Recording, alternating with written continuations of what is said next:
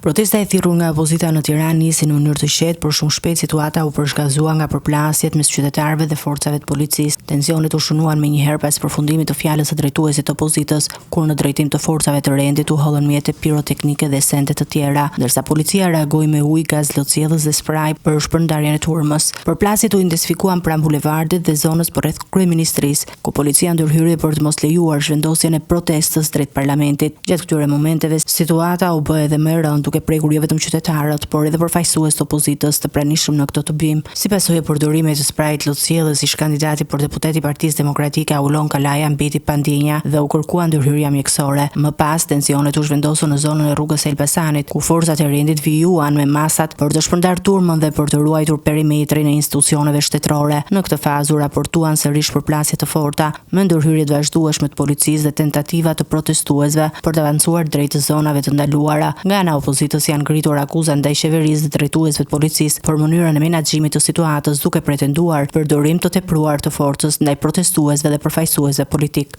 Nuk kanë asgjë të përbashkë me punojësit e policisë, por janë kriminal të certifikuar, të cilët mendojnë se do smbrapsën një popull të tërë në mbrojtje të dyshes famzez Rama dhe Balluku.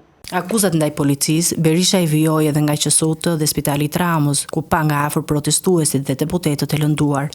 Dashi i operacionales janë sjellë në mënyrën më shtazore ndaj protestuesve. Janë përdor helme dhe substanca që përbëjnë janë krime në konventa.